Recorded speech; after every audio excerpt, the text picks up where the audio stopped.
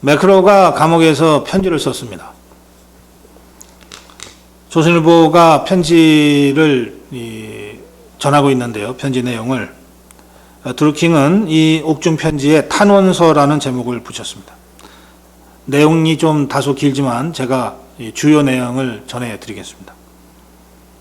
이 탄원서란 제목의 옥중 편지는 변호인에게 수차례 구술 불러준 내용을 2018년 5월 17일 기준으로 작성한 것이다. 이렇게 밝혔다고 합니다. 어제의 기준이군요.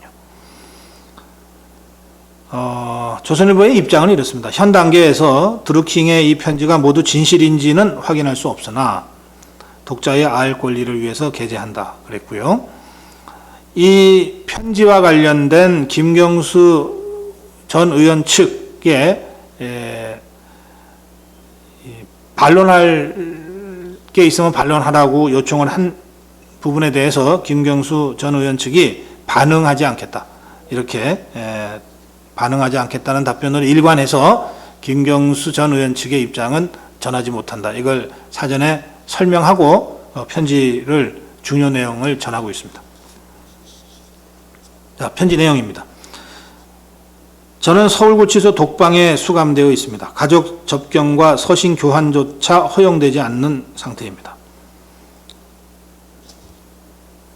지금 드루킹은 네이버 업무방해 혐의로 재판받고 있거든요. 그래서 아무리 이 중형을 받아도, 최고형을 받아도 집행유예로 나오는 정도의 혐의인데, 그런 정도의 이 혐의를 받고 있는 사람이 가족 접견도 안 되고 서신 교환조차 허용되지 않는다는 것은 매우 이상한 상황입니다. 계속하겠습니다. 제 변호인들은 피의자가 될 처지가 되거나 자진해서 떠나거나 세무조사를 받는 등 고립되어 있습니다. 살아있는 정권의 실질적 이인자에게 떠드는 것이 얼마나 무모한 것인지 잘 알면서도 사실을 전하고자 합니다. 살아있는 정권의 실질적 이인자, 김경수 의원을 지칭합니다. 여기서는.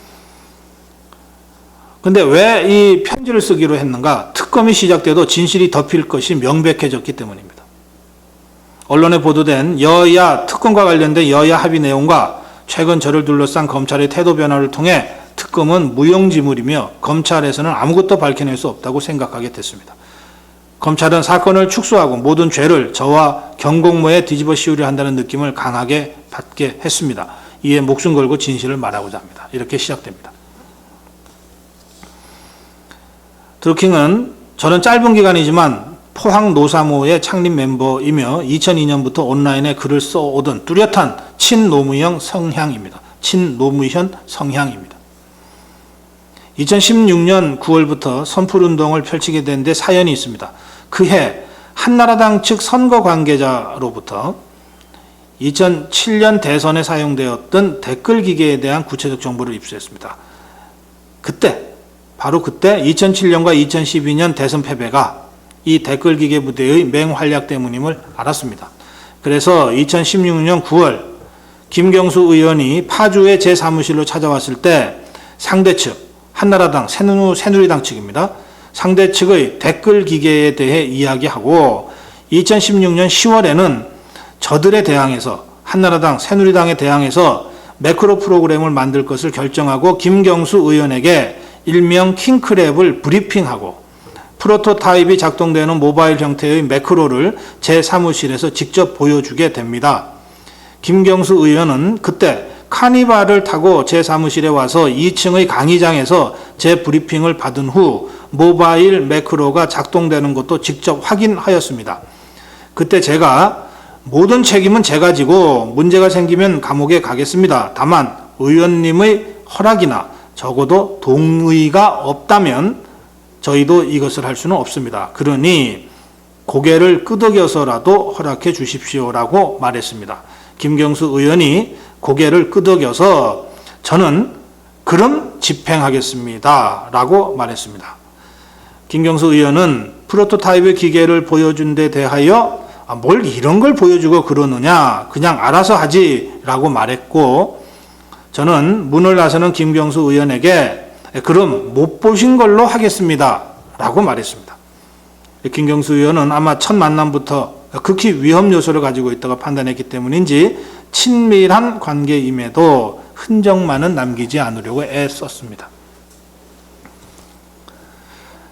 그리고 2016년 10월에 송민순 회고록 사건이 터졌을 때 모든 회원들이, 경공모 회원들이 밤잠을 못 자고 10여일을 손으로 댓글과 추천을 달아서 사태를 막았습니다. 그래서 이런 수공업적인 방식은 안 되겠다고 생각을 했다는 뜻이죠. 그래서 매크로 제작에 들어갔고 김경수 의원에게 보고하고 개발이 진행되었으며 이때부터 매일같이 손으로 작업한 기사들의 목록을 김경수 의원에게 텔레그램 비밀방으로 일일 보고하였고 김경수 의원은 매일 적어도 밤 11시에는 확인했습니다. 또 김경수 의원은 보고된 기사의 댓글이 선플 베스트로 되어 있지 않으면 꼼꼼하게 왜 그런지 이유를 되물어 오기도 했습니다. 이것이 댓글 작업과 댓글 조작 작업과 드루킹 그리고 김경수 의원 간의 관계에 대한 드루킹의 설명입니다. 통상 피의자의 진술, 이게 사실인지 아닌지는 물적 증거 그리고 관계되는 상대방이 있을 때는 상대방의 진술을 짜맞춰서 확인합니다만 그것이 어려울 때는 이 진술이 신빙성을 진술의 일관성이 있는가 그리고 구체성이 있는가를 갖고 판단하는 겁니다. 제 느낌으로는 이 김경수 의원과 이 드루킹 또 댓글 조작 사건과의 관계에 대한 드루킹의 진술은 매우 구체성이 있습니다. 그러나 그 구체성만으로 이것이 명백한 사실이라고 단정 짓는 것은 아직은 좀 이릅니다. 자, 계속 가겠습니다.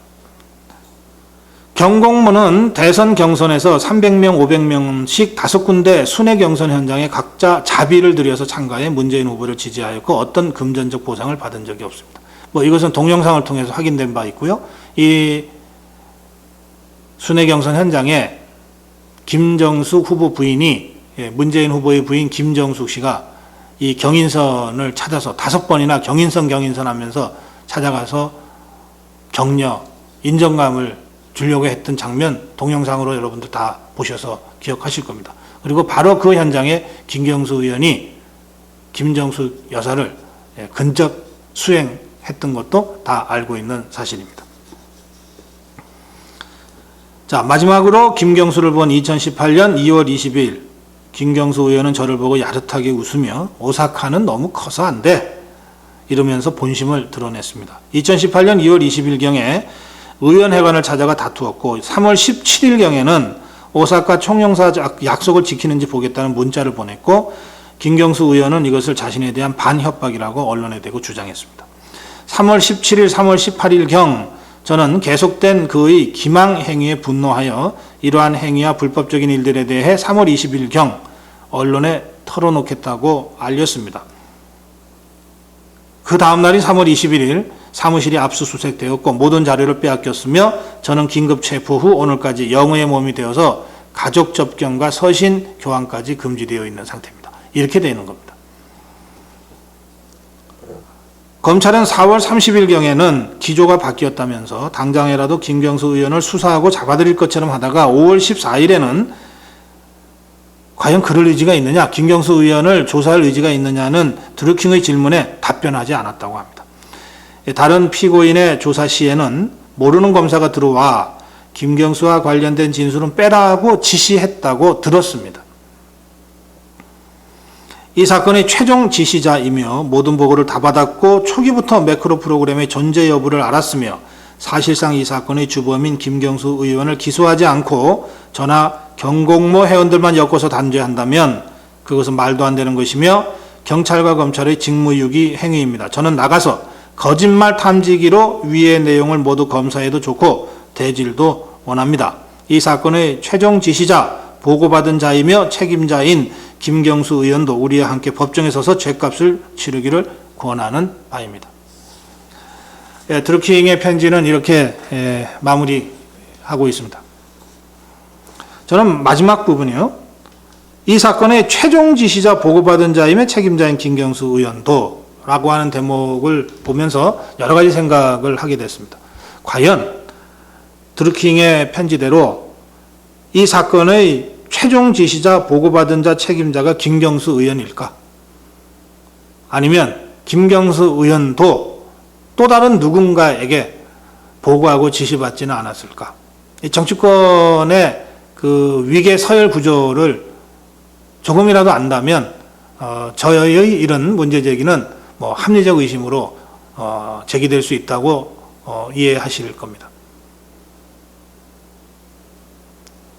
선거가 이루어지고 많은 사람들, 많은 조직들이 그야말로 춘추전국 시대처럼 활약하는 이 시기에는 모든 단체, 모든 조직, 모든 활동가들은 후보에게 자신의 존재를 알리고 각인시키기 위해 노력합니다. 만약에 김경수 의원이 문재인 당시 후보와 아주 밀접한 측근이 아니었다면 드루킹들이 굳이 김경수 의원을 통해서 관계를 설정하지도 않았을 겁니다. 그 점에서 드루킹은 이 편지에서 김경수 의원을 이 사건의 최종 지시자, 최종 보고받은 자, 최종 책임자라고 하고 있지만 실체적 진실이 과연 그럴까는 특검에서 밝혀야 된다. 저는 그렇게 생각합니다. 자, 그래서 특검에 쏠리는 국민적 관심이 점점 높아지고 있는데 대한변협 쪽에서 나오는 얘기는 참 실망스럽습니다. 지금 대한변협이 특검 후보 4명을 추천해서 정치권에서 2명으로 간추리고 그것을 대통령이 마지막에 1명을 뽑아서 임명하는 걸로 돼 있지 않습니까? 그래서 대한변협이 지금 4명의 특검 후보를 선출하는 그 절차를 밟고 있는데 대한변협 당연히 지방변호사회에다가 후보 추천을 하라고 공문을 돌렸답니다. 그런데 다들 거부하고 있답니다. 거부하는 이유는 부담스럽다. 정치적으로 민감한 사안이라 추천을 안 해줬으면 좋겠다. 검사장 출신의 한 변호사는 드루킹 특검은 살아있는 권력을 향해 수사를 해야 하는 상황인데 이런 골치 아픈 사건을 누가 선뜻 맡겠다고 나서겠느냐. 여야가 첨예하게 대치하고 있는 사건의 성격상 수사가 잘 되든 못 되든 특검이 져야 하는 부담이 클 것이다. 이래서 인선의 난항을 겪고 있다는 겁니다. 박영수 특검은 무너지는 권력에 대한 특검이었습니다. 그래서 사실은 다들 하고 싶어 했습니다. 그런데 지금 집권한 지 1년밖에 안 된 아직도 시퍼렇게 살아있는 권력을 향해서 이 수사를 해야 되는 특검인이 누가 그 특검 자리를 맡겠는가 선뜻 뭐 이런 얘기입니다. 그런 중에도 오늘 밤 9시에 어쨌든 국회에서는 특검법 처리하기로 되어 있습니다. 그런데 워낙 여야 대표 간의 합의가 포괄적이고 두루뭉술이해서 구체적인 내용을 둘러싸고는 원내 수석 부대표들 간에 밀고 당기기가 한참 진행 중인데 저희도 어제 바로 이 점 때문에 70-70을 강조하는 동영상을 여러 개 제작해서 올렸습니다. 최소한 수사기간 70일은 돼야 되고 최소한의 수사 인력 70명은 돼야 된다. 이 문제와 관련해서 여야가 협상하고 있는데요. 민주당은 특검이 60일간만 수사하도록 하자.